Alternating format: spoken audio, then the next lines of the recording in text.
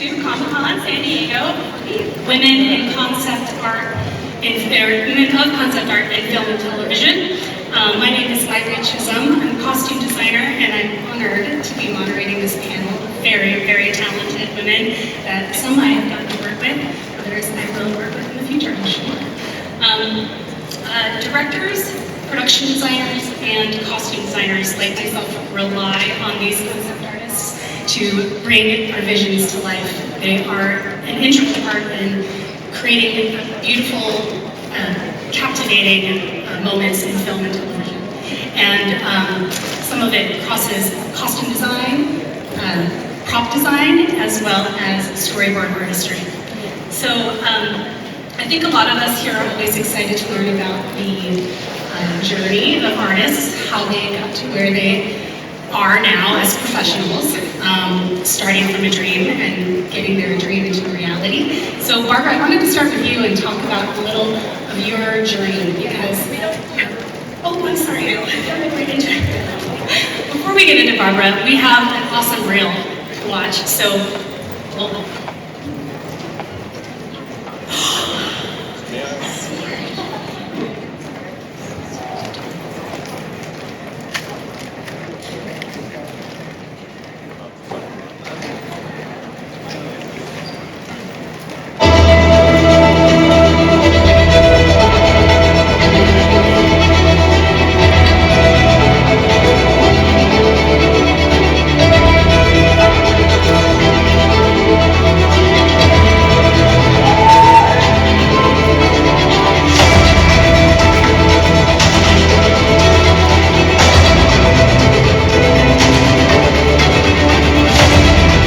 get what you deserve.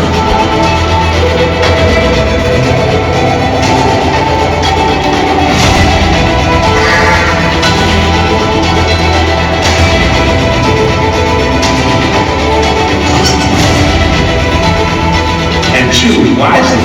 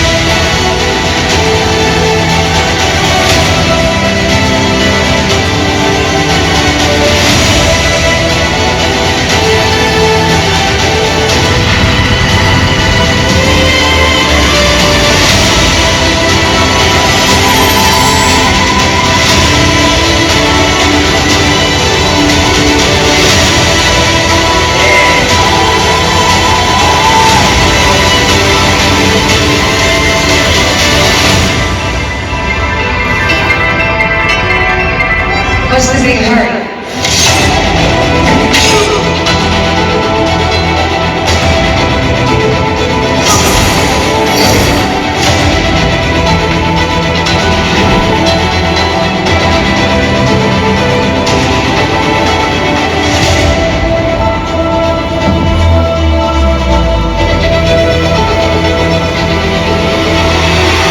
Thanks so much for coming out to our show.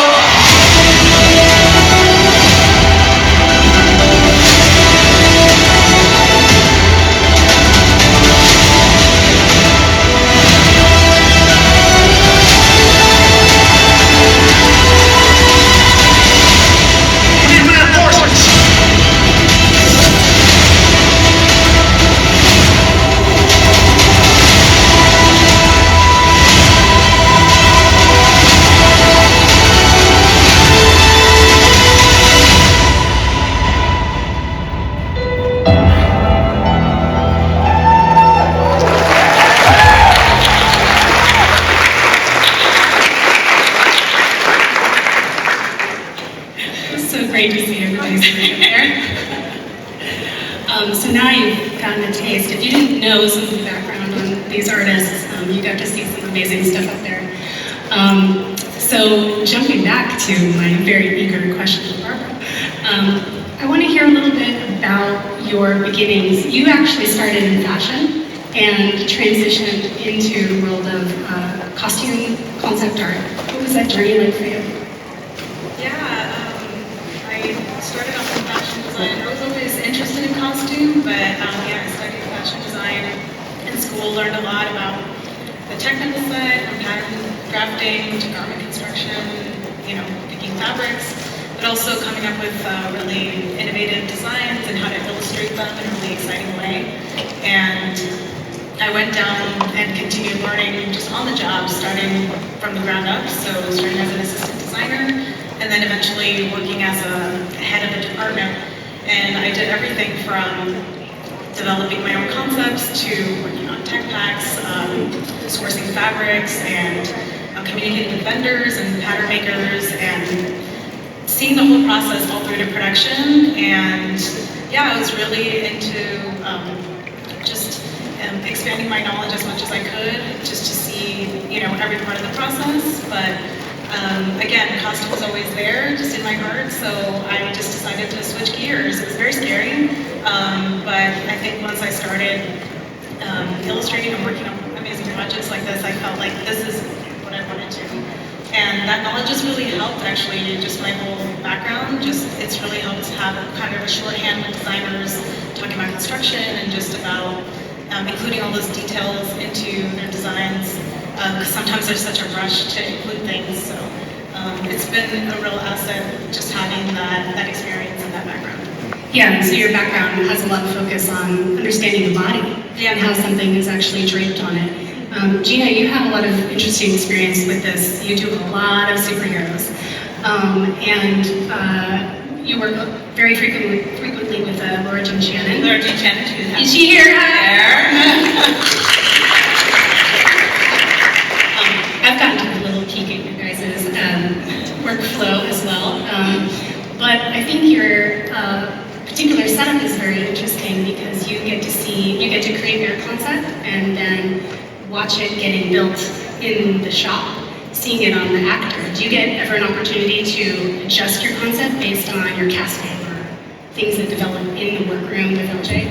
Yeah, I'm lucky enough to work with LJ Shannon, and she's created a business model where everybody is in one building.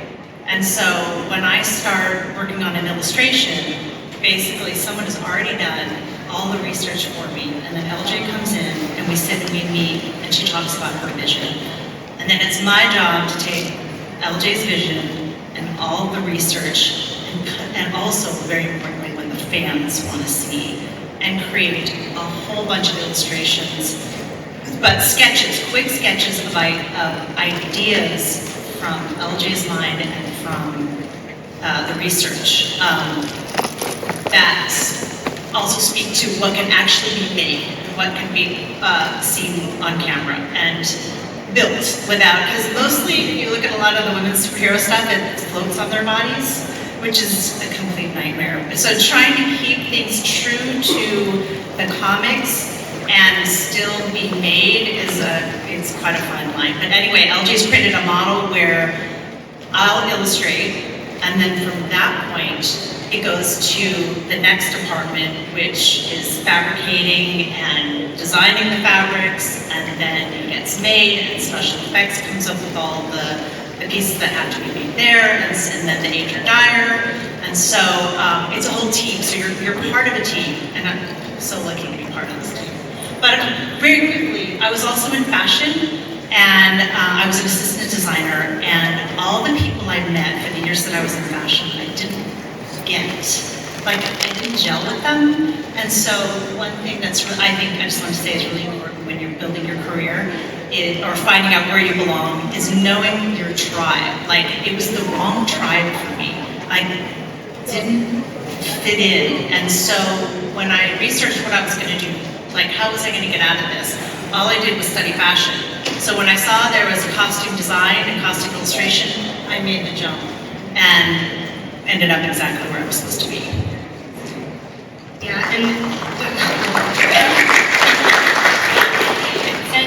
Mabel, you work in the capacity of your emphasis is on graphic design. Yeah. And I'm spinning off of Gina because so much of your work has to do with that interfacing with the workroom and the tangible garment that's getting made. And I don't know if people really appreciate how integral it is to making superheroes, your particular talent. Can you tell us a little bit about, I don't know, your workflow or something about it? I mean, I kind of want to speak for you because I deal with it a lot, and but it's almost like you can really make the difference in the fabrics because of the graphics you add onto the fabrics themselves and give us an opportunity to make it look otherworldly. So tell us maybe about Black Adam, for instance, or even something from Right. So with Black Adam, I work with costume designers, and art, and typically we'll have concept illustrations. That's like been blessed by directors, costume designers, and then that comes to me. So I'm kind of like, I call it like the bridge between the digital and then maybe the practical world. So I will sometimes like zoom in like 3,000% and go like, what the hell did they put in here? And then I'm that person. I'm like, oh my God, I'm like panicking because I know that sketch was there. And then I have to deliver all these very intricate pattern pieces, right? From all, like sometimes like if it's not established, with, for instance, with Black Adam, there's there that the design elements still needs to be established.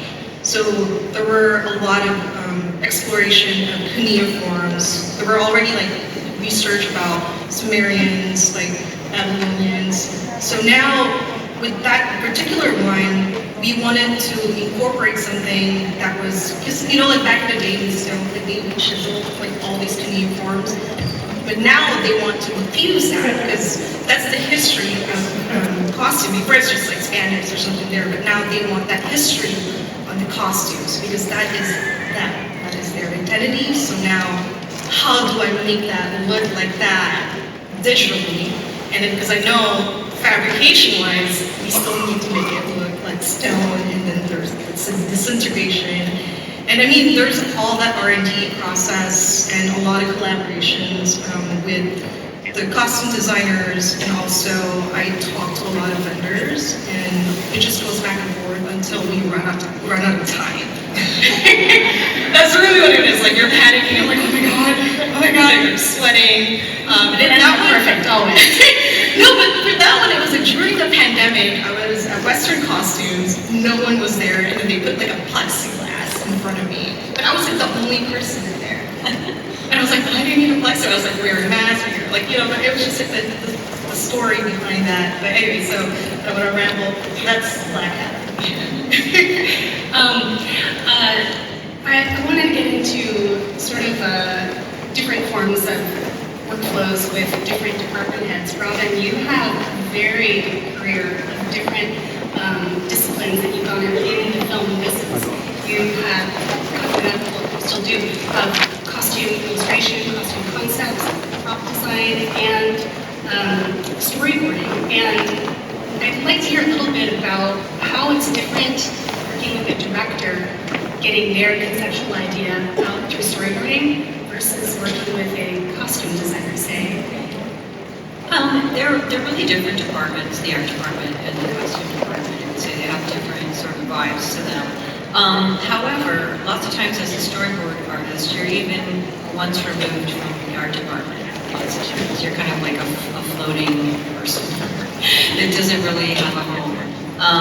Because you mostly just go in and meet with the director directly for a few hours and talk about the scenes. You've read the script, and sometimes they have a really clear idea of what they want. Sometimes they haven't had time. Like they'll have certain key scenes they've really figured out, and a lot of other scenes where they haven't. And that's where they kind of are looking to you to just come up with something, and then they'll react to it. It's more of a reactive process. But of course, every director is different. She or he may have, a super detail-oriented thing where they want to tell you every shot, and then there's other people who are just like, show me what you think, and then we'll talk about it. very different. And with costume designers, I do feel like it was a little more part of a team, you know, a group of people. Like Gina said, you're often in the same building. Or Jason, you know, you're working with people and you're getting to see the costumes getting made too, a lot of times. But the actual interaction with the costume designer, I do appreciate lots of times when they invite me in on the research. That's for me really exciting, because then I feel a lot more drawn into the whole thing rather than just, oh, here you are, you know, draw this. You know, it's like they tell you an idea and they want you to bring your ideas to it too.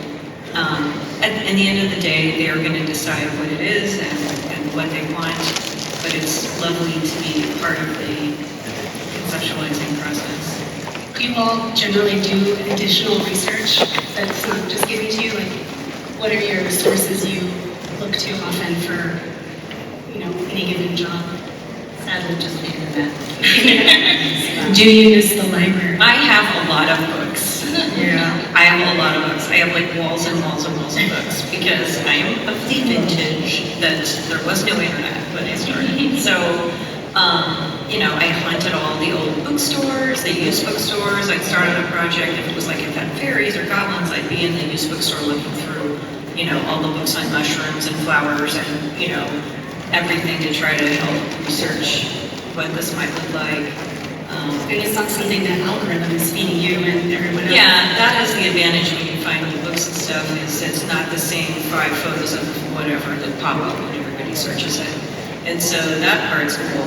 But I use the internet mostly now too. I mean, if it's stuff that I don't already have books on, although I do have a lot of books, but if it's something I don't have a book on, I usually now don't go out looking for a book. I look on the internet.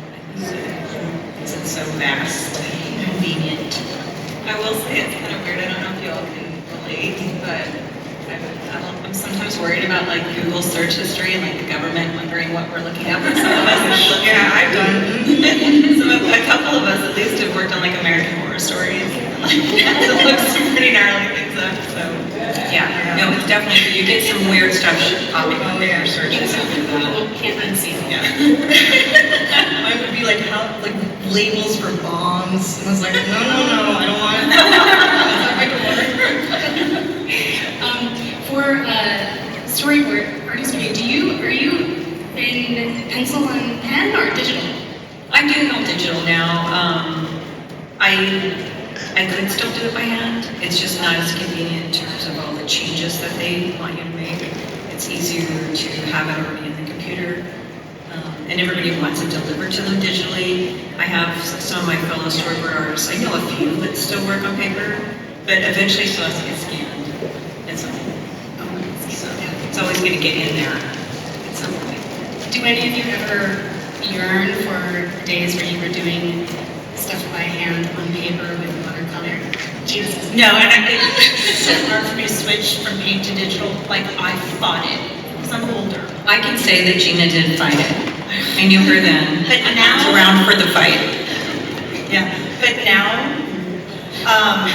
it's like if a designer says, "No, I want it blue instead of red," it's like that. Whereas before we had to start all over, and it was another day of work, which is fine. But still, it's so easy. Do you think it's still important for young artists to learn the fundamentals tangibly or go right into digital? No, it would be horrible to learn digital, I think. And also, if you want to be a concept artist for costumes, you have to learn construction. You have to sew or take a couple sewing classes, you know. Otherwise, you won't understand how things move and where the seams have to be. But yeah, you need traditional. You need an anatomy for illustrators. I mean, you know where all the muscles are and all the bones are. You have to know. Yeah, I really think tarting traditionally is the right way to go. And I still do sometimes just pencil and paper out and draw and everything. Yeah, I do. She does too. Because for me, I do a lot of sigils, emblems, like all those details. And sometimes, like when I do graphic design, I need to like quickly like hash it out on paper. So it's like really ugly sketches, and I do procreate, refine those ideas, and then I make it like presentable to present to my bosses. So again, it's very important because it's like when you don't think about it, it's just right there. And then once you see it, sometimes I also do these things like called word mapping. So it's just like jot down, fantasy or dragons or whatever, and then just put it quickly there, and then draw something out of it.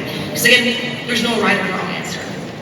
That's like an exercise you do? It's very much so. That's like what I do, and then to switch that back and forth, it's better to just put it on paper and then don't overthink it. Now, thinking of all the different kinds of jobs that you guys have, every movie, TV show has a different style, genre. How do you grapple with having to switch between styles given what the project calls for, or even the designer that you're working for? For instance, your style was originally like drawing artist, it's very graphic, right? Almost comic book style, and now everybody wants photorealism.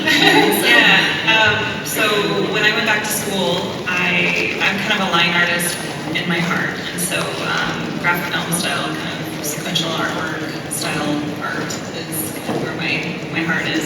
And I was able to do some of that art with, I spent some time in Disney parks doing costuming there. And then as soon as I moved on into this industry, I definitely had to push myself into more of like a hyper-realistic style, a more sometimes painterly, but in a very portrait-like style. So being able to do likeness is very important in the work that we do. The studios want to see that actor or actress in that outfit to make their decisions. So yeah, it was kind of a stretch, but it's fun. And sometimes I miss it. Sometimes I do for fun still go back and like illustrate, Yeah. Well, I was going to ask, how do any of you find time to have outside artistic pursuits that sort of, I don't know, give you a break from your professional life, but also fill you up as an artist? Yeah, it's harder definitely on the job because the hours are long, the days are long, and I think at the end of the day, it's just want to relax and just sort of refresh up for the next day. But in between projects, I actually lately been getting back into sewing just to have something technical, something handmade. It's been really therapeutic and just using a different side of my brain as well. So that's something I've been enjoying lately. Now, are any of you OG comic fans or have come to comic books after doing this kind of work? And at 10 years old, I was super cool with basketball. There was a catwalk. I got to walk down the catwalk. It was terrifying. My brother was a huge comic book fan, so I became a comic book fan young. So yes, but then it stopped when I was dating this guy who was a celebrity, and he said, I can't have people taking pictures of me with you reading comic books. And I was like 23. And so I just started putting a People magazine in front of it, but it didn't work. So that was the end of my comic books. Then I should have said love me the way I am, but unfortunately. Anybody love the animated X-Men series? I think that was my kind of connection. Like, I was a Barbie girl growing up, and I loved my coloring books and all of these things. And then I saw these strong, powerful women in this cartoon, and it was just like that, that. And so that led me into comic book stores where I was picking up art books, trying to learn more actual like anatomy, so that I could draw the characters that I wanted to see. Started picking up Copic markers and doing the comic illustration. But yeah, that was I love X-Men, you guys. I was like into anime. And then so that was like a mystery because I grew up in the Philippines, like a really tiny town. And it was like one of those things, like the television, I had to like go the antenna and then like look. And so I was that person because I was a younger version of it. So comics wasn't really part of that culture. And then when I grew up, again, it wasn't really part up until there was a show on WB called Smallville. And then they dubbed it in Tagalog. And so I don't know if it's like what we're saying. So when we moved here, I was like hounding. I was like, what is it? Where can I find this? And I found that show. And then because of that, that triggered my insanity about comic books. I guess I'm kind of the outlier here because I was not a comic book person at all. And then until I discovered these well into adulthood, recently, I discovered the work of Gillian Tamaki, who I just love. She has these graphic novels. If you guys don't know them, Skin and This One Summer. Those are my favorites, and I just love those so much. And I wish I could be Gillian Tamaki most of the time. But she just is awesome. But I worked on all these films. I mean, one of my early films that I worked on was Starship Troopers. And that movie, with all these guys, and then Mars Attacks, and with all these guys that are totally dedicated to comics and that kind of stuff, and they were on lunch hours, they would drag me to these comic stores, trying to get me to love something. And I really tried. I'd look at them, but it really wasn't until I found these kind of girl stories that were very emotional and very, I think, really smart and well told. That's what got me. Plus, I love Gillian Tamaki's drawings as well. So that's kind of my lane in the comic world, but it's a little different than what you see in Comic-Con. But still, I have a huge admiration for a lot of the old school comic guys like Neil Adams and people like that who just can draw the pants off of anybody around. So that part I could always really appreciate. And have you all been mentored by someone that really helped your career direction, or even been given advice that you call to a lot from a mentor? Sort of advice for people out here who are thinking about trying to get into this world. What a mentor means to you if you have that kind of position, or to be in that position. That sounds like you're. I have one, but I don't know if he knows that he's my mentor. I think that happens a lot. I have mentors. I don't know. His name is Andy Campbell, so he does exactly what I do when it comes to the details. He's amazing, and I told him maybe you should go to one of these things because I want to know what your process is. And then he did the Spider-Man and the Shazam, all the Marvel things, and then I learned so much from him. So even how to organize my files, talk to vendors, all those other things, even with the issues I deal with stress, comforting words from him, I'll just text him and he'll answer. How did you meet him? Jupiter's Legacy. So yeah, I got into the union and I was looking for a job. So I was I didn't really know anybody. So they called me for an interview. I didn't know what it was. When I got in there, I saw this lineup of super suits. I was what is this? Because my background is graphics, but then they said, what my technical skill, what that detail is. Someone needs to do it. So that was the job opportunity there. And it's so when I got in for an interview, I did not get the job, honestly. But for that, I was so fascinated. I was interviewing with Stacia Lang and Federico Cervantes, and then the costume designer is Liz Wolf. So when I was there interviewing, I was just asking questions.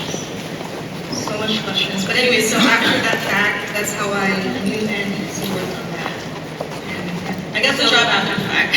You approached him though, right? And you just started talking to him about stuff, asking him questions? He was there, but he was basically, so when I did not get the job, I went to a Q&A and Andy Park, and then they were talking about Captain Marvel. And so I texted Stacia and Fede, I was oh my God, I can't believe they're showing your work up here.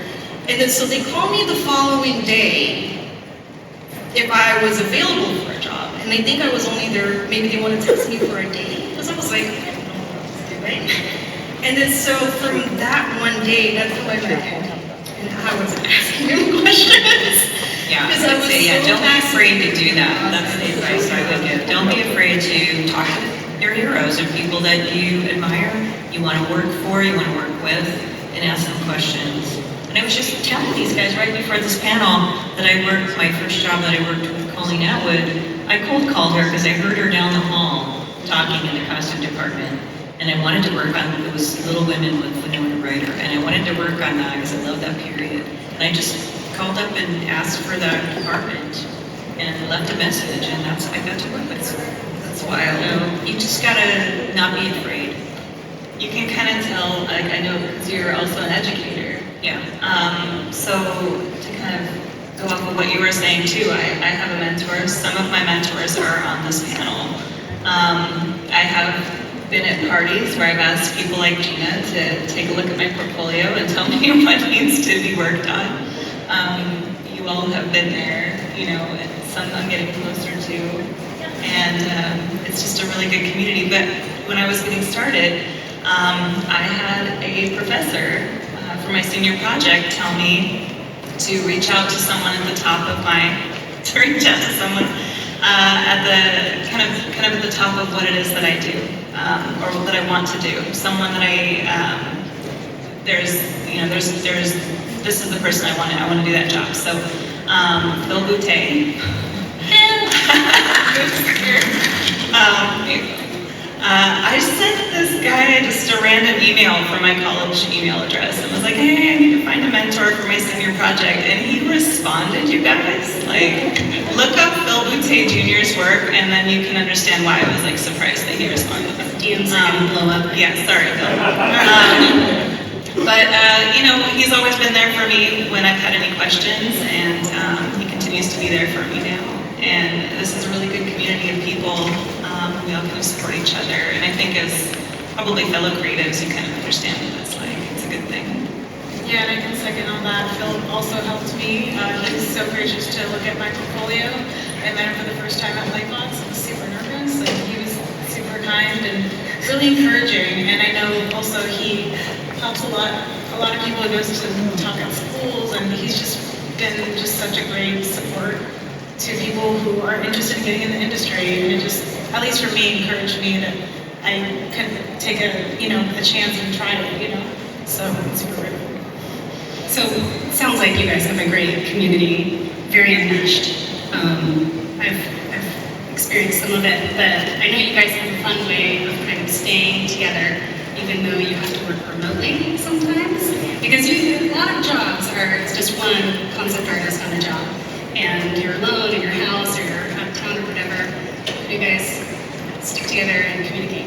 Yeah, during the COVID, we all started a Zoom where it was just open all day long. So as we worked, we just opened the Zoom and kind of talked to each other and worked for hours without speaking, and then it's just been incredible. And our community got really tight. The concept artists were really tight. And actually, for work, I think it's better to get to know the other concept artists than it is to get to know the designers who give you the jobs. You think they give you the jobs, but it's actually the other concept artists that hand you a job that they can't take because they're busy or they're just not right for it. And if you're tight and you're good to each other, which we are, we get each other work. Do you guys have any mantras that you tell yourself while you're illustrating?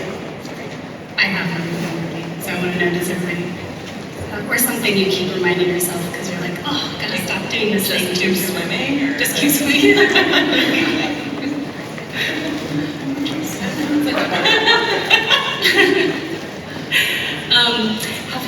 Has anybody here had an example of something that you were desperately in love with your concept that was supposed to happen? And as we know, things get cut at the last minute, or they get flipped and reversed or change color and built differently at the last minute. Any heartbreaks? I have one I'll talk about really quick because I'm sure there's some more exciting ones. But this one, I worked on Spiderwick Chronicles, and there was supposed to be this whole scene at the end of the movie where all these elves walk out of the forest. Like, they go to the forest and it looks like there's nobody there, and all of a sudden they just kind of appear. And the designer had this great idea of designing all these costumes that would camouflage the actors into the forest. And we did all these beautiful concepts of it, and it was going to be so gorgeous. And they got so behind schedule, and they got so behind budget that they just cut all the elves out of the movie. After we designed all these beautiful elf gowns, and I was so bummed out. It was really sad. We did all this research on lichen and bark and twigs and leaves, and I was very sad about that. weeks and weeks of work. Gosh, that was my sad story. Mine would be a project that shuts down. Yeah. That is like cry. Well, not cry, yeah. But that's like heartbreaking because like you see all the cool concepts, all the things that people like with their aliens and heart and souls, and then it just doesn't go anywhere, and then it will never see the light of day. Yeah, those things are, but it's the experience, like camaraderie, have a team at that moment. And yeah, like the stories of what you have. I have one. So, a wonderful artist named Maggie Chan, another named Raph Phillips, myself, and Phil Boutte were on a project. It's the Descendants 4 movie coming out soon. And there is a Maleficent character who is a teenager, and I got to work on her, and I worked on her forever and ever, and I thought that she should be a goth. And so, yeah. So I did all of these versions of her, and it was like the dream to be able to do like a teenage Maleficent. So I was super attached to this character. And the wonderful Maggie Chan actually understood more of what was required in her version, and ended up being approved by the studio. And it's fantastic. But yeah, it's trying to figure it out sometimes is really hard. Trying to figure out what's wanted. And there's a lot of cooks in that kitchen sometimes. But yeah, I love that character. So you almost would have got How do you all deal with critique? Sometimes you illustrate something, you have an idea that you really love, but it might not be the one that they take, they being your boss or studio head. How do you deal with, that kind of critique and criticism, or, I don't know, kind of letting your ego step back? Maybe you don't. I just want to answer that quickly. There's another concept artist that always gets upset when there's changes, which I don't quite understand. I think it's our job to implement all the changes, and you can go down a road of changes for 6 months and go back to the first one. And as far as I'm concerned, also, it's more work. It's like change it as many times as you want. I think it's our job to do that job, to give them what they want to see, and not get our egos get involved, or it's like do the changes, smile, you got another day of work. Because sometimes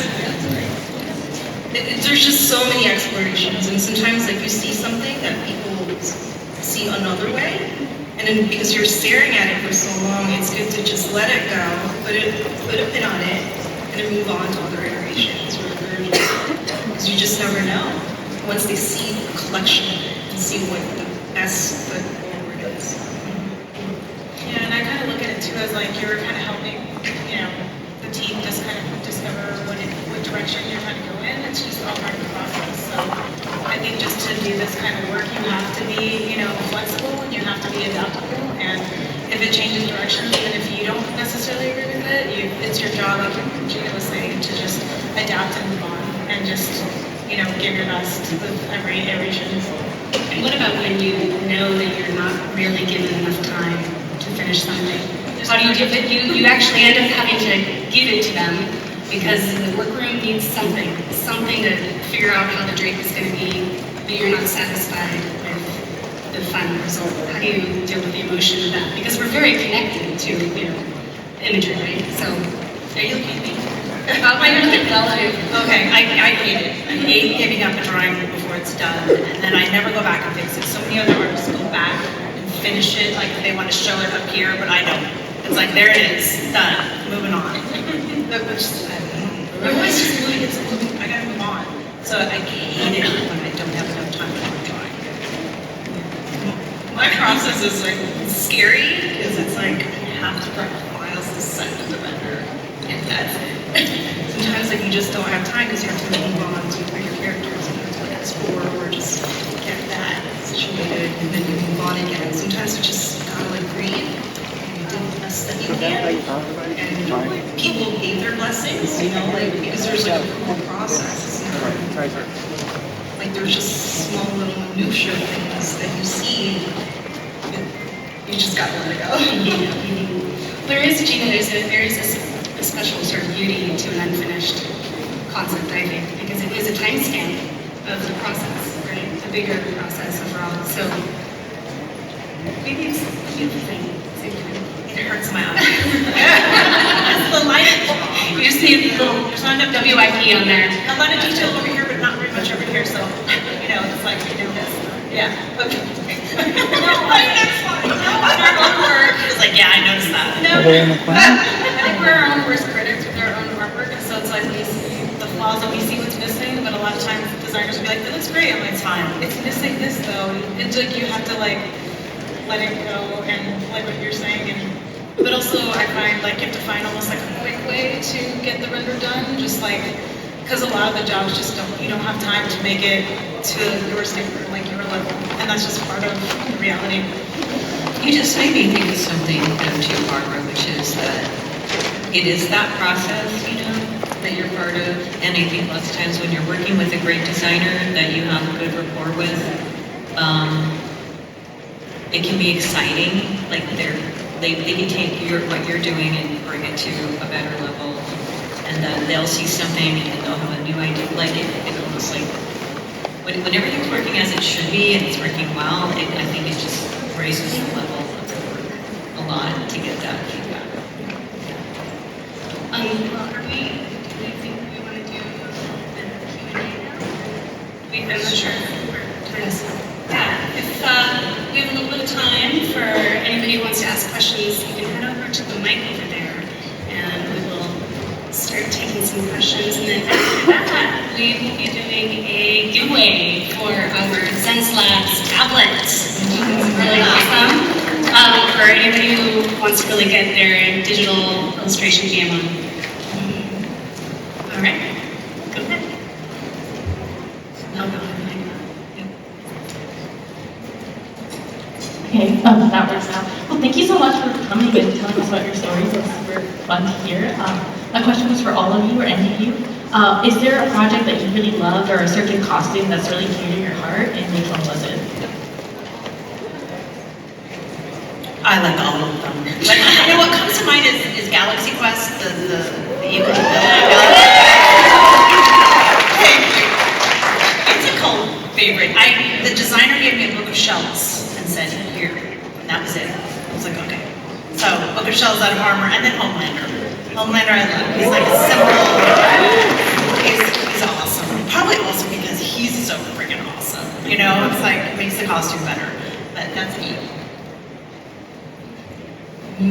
Mine would be probably the Panther suit, like Brian Meinerding's work. It was like, because the first time I met Ruth in person, like we were at Film Illusion Studios, and then they were like talking about logistical things, and then we're like, study the old Panther suit, and then they showed me like what it was. It was like that feeling. I was like, oh my god, it's right there in front of me, and I have this opportunity to see it and explore it, because they want to infuse that version into Shuri's suit. So that was that moment, like I felt like I made it, I guess. Yeah, so that was very important in a lot of ways. There's a lot of emotions there, and you gotta get it right, so that the fans will also enjoy it. Next question. Thank you. Hi, so my question is for Jen and Barbara. So since both of you worked on Haunted Mansion, how did it feel to be a part of something that was based off of such an iconic attraction or an iconic piece of like living history or something? I loved it. I loved it. I'm definitely a Haunted Mansion nerd, so it was actually it was really cool to be in the room to see kind of the wrestle between staying true to that IP, which I think this is something you've seen in a lot of bigger projects too. Is there's this like long-standing fan-beloved intellectual property that we want to honor and make sure the fans get to see what they're expecting, while at the same time like elevating it, making it like more, and just watching that push and pull, and also watching the push and pull of the scary and the fun. I mean, it's the ride, so that's kind of the sentiment that, it's the ride. So I loved it. I thought it was a great project. I loved it too, and it was great. That was one of the few times I got to work in a team, so getting to work in the same office as Jen and and our other fellow artist Richesson, and it was really fun just rubbing off each other's energy and just like, it was exciting. And I too was like Haunted Mansion fan, so it just felt like a dream to get to work on it, but also to be a part of creating a new version of it. Yeah, I think you guys will be really happy with it. I think there were a lot of nerds on this project. A lot of Go ahead. Yeah, I was just wondering if you find it more limiting or more free if you have to develop something from scratch that has no like real basis that hasn't been pre-established, or if you like taking something like you guys are talking about that's already been established and putting your own spin on it to move it forward. Anybody want to take that one? I like doing research, so I like working within a box. I think when there's too many options, it can just be really overwhelming. So sometimes when I'm trying to do some personal work, there's so many options, and it's hard to kind of dig in and figure out where to get started. But if I have a box, like if I have, I want to see this person in this situation. I love doing the research and connecting with it and getting into it. So I think that having the sweet spot for what we do is when we're collaborating with the team, with the designer, and we get to bring something and then they come in and give us feedback and kind of feed off of each other. I think that's when it's really fun and the magic starts to happen. I'll say a little bit about this. A lot of it is about the daily process, the joy of the work itself.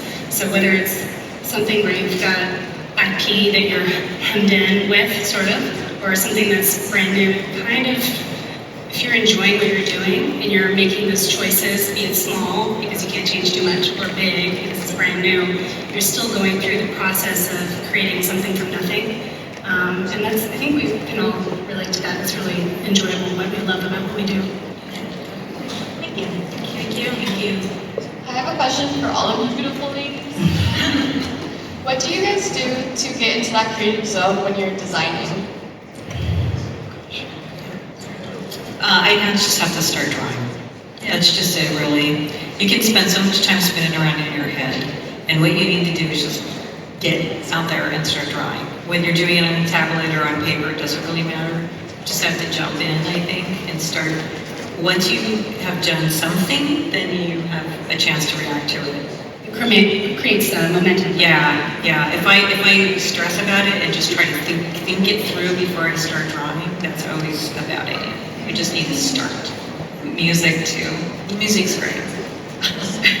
The word thing that Maybelle was saying, I actually, it works for me too, but it's just like, I like sometimes if I can't find the concept or the idea, it's like, what am I trying to evoke, or what, visual language am I trying to, pull from, and then, interest, or I don't know, other like, just visuals, and maybe sometimes putting together a board, and then it helps hone in the thought as well. But I agree, sometimes sketching also helps just to release the trapped, energy, the artist block. Mine would be different. It's like I would go to a cafe and talk to people, because sometimes it's hard to start. So I would wake up and then I was like, oh, if I feel like there's that block, I need to talk to someone. Because sometimes we're so isolated. We don't talk to anybody. Sometimes the Zoom's not there. It's like, who do I talk to? And they do it late. So, but I have that schedule. I have a timeline to talk to people, and then it starts. And the sketches starts. So the process starts. Thank you. Thank you. Oh, hi. I have a question more on the practical side of things. Aside from fabrics, what materials do you work with? So many. I know. Well, Mabel and Barbara, and everybody has touched on this, right? There's so many advances in fabrication technology now, from 3D printing, high density screen printing on fabrics, mold making. I mean, that's been around forever, but there's so many advancements in materials you can use. And so I think, especially for the superhero costumes, but really any fantasy genre work, you get the concept art figured out, and then you go into a material process, figuring out what is the material that's going to work best to evoke what you have in your concept art. and it could be any of those things that I named, but you do research and development to figure out if they move enough, if they have the right texture, if they paint well. So there's a world of materials out there. Okay, we have about 10 minutes left, guys. Thank you. Thank you so much. Thank you. Go ahead. Hi, this is for anybody. What classes, majors, or background would you recommend for someone wanting to get into concept design? I think studying illustration, drawing, painting, then also if you know for sure you want to go into something with costume, I would say Gina's right, having some sewing or some knowledge about that is helpful. And you know, you can take even some theater classes in costume is a great thing if that's really where you're headed, I think. What do you guys think? Yeah, I agree. I definitely think, at least for costume, having some knowledge of fabrics, also the way they, you know, how to draw them, the weight, what fabrics are good for certain garments, what materials. But also, I think, yeah, traditional skills are really good to have, and like how to, you know, render different textures, different fabrics. Kind of depends what you really want to do, because I mean, Mabel works a lot in graphics and pattern. So you kind of have to look in your heart and go like, what can I really see myself doing that I love doing? Like if you're someone who obsessively draws patterns and things, then you would probably take a lot of graphic design and surface design. Yeah. I like comics and storyboarding too. I think are really, really, if you're interested in storyboarding. I do a lot of title graphics as well, so like letter forms, like, you know, I teach shops, I kind of like study all that. I come from a different background when I'm self-taught, so the majority of the things I learn is because of mentors and people I just ask questions, or just go to the library. And also, I was broke back then, I would just go to the library. And I remember I would just like scan all these things because it was like 10 cents back in the day and I couldn't afford anything. Or I would go to the bookstore, there was this thing called Borders back in the day. I don't know if they have it, but I gotta tell you, they don't kick me out. I would be just there. I don't think there was a camera phone, so I would use the T-Mobile, I don't know what it was, Motorola, something. So it was just like take photos of it. But the library was like my saving grace. I was broke, but now it's like different for everybody because the internet is there and easily find you. Yeah, and I was going to say, like a matter of access, not everyone is going to be able to go to Parsons or, you know, high-end schools for things, but wherever you find yourself, if you gear your interests, even if it's art classes, but you make sure to do work that leans into the direction that you're interested in. It's all on you. You do that. You create the work, and you have something you can show for it. That's the main thing. You have to move yourself wherever through that system, whatever you found, the best you can get. So, Thank you. thank you. I think we've only got a couple minutes left, so let's do one more question. Thank you. And then we have the giveaway. Oh, so I think this will be our last. This will be our last question, yeah. Thanks. So I really related to, we talked about finding your fit as an artist and kind of being in related areas, but seeing what was in this field that kind of brought your interests together. So, I mean, just if you have any more insight about those practical things, either like with portfolio reviews, you know, all these companies here at Comic-Con want different kinds of things, either sequentials or, you know, license properties, original stuff. So if there's anything, I guess, specifically that's kind of a yes or no for what the portfolio should look like, or where you need to be based, like all of you in California, I'm from New York, do you need to relocate, or is there kind of other opportunities in different places, or virtually, or also just for anyone who might want to be learning more or breaking in, like what's kind of the next step? We all have digital portfolios now, Yeah. we have websites. That's no one has a portfolio anymore, an actual work page around. So that's the one thing you need to work on. You need to create a website. In terms of what goes into the portfolio, just having like a range of characters maybe too, just to show, you know, diversity and even different genres. So like, do you want to work on superhero projects? Do you want to do period, or do you want to do contemporary? Just showing your range as an artist and just what you can do. Potentially you could reach out to the concept our association and have them look at your portfolio, get you a mentor. They assign mentors to people, and your mentor can tell you what you should leave in your portfolio, what you should do. And like the more you can kind of zoom in on what it is you really like doing of those things, that's going to really show through in your work. Yeah. And that's going to get you to the right mentor, I think. Yeah, sometimes focusing on a niche is a good thing to start with, so that, I mean, it's good to be varied, of course, but if you're not sure about where you want to go, if you can really focus in one direction, then that'll get your foot in the door there, and then that moves you into the next level. And I don't think you have to move. I split my time between Utah and California. But you do have to be where the things are. So I'm here at Comic-Con, you have to be where the things are happening, and you have to have the courage to just reach out and connect. And the internet, social media makes it really easy too. So. For the people who didn't get to ask questions, we'll be at the autograph table.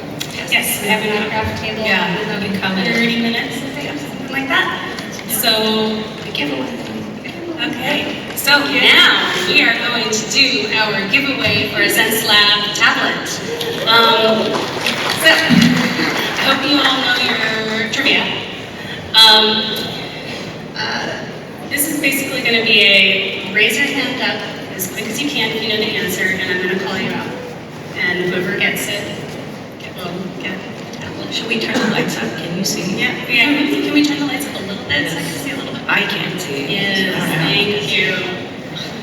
This might be an easy one or hard, but the question is, and don't blurt out the answer, just raise your hand, okay?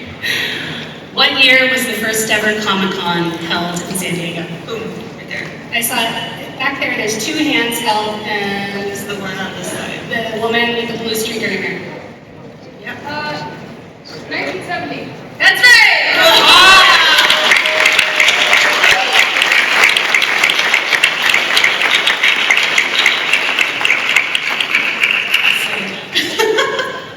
That was quick and easy. Wow. They know their history. At the end, have her come up and we'll take a picture of you up here with us, okay? Oh, there she is. Okay, there's a picture. Do you want to say our farewells, or? Thank you so much. Yes. Thank you so much, everyone, for coming to hear about your experiences, wealth of talent, and we're just really happy to share the Comic-Con love and the space and talk about what we love to do and what you guys love to see on screen and TV. So thank you so much, everyone. Thank you for coming.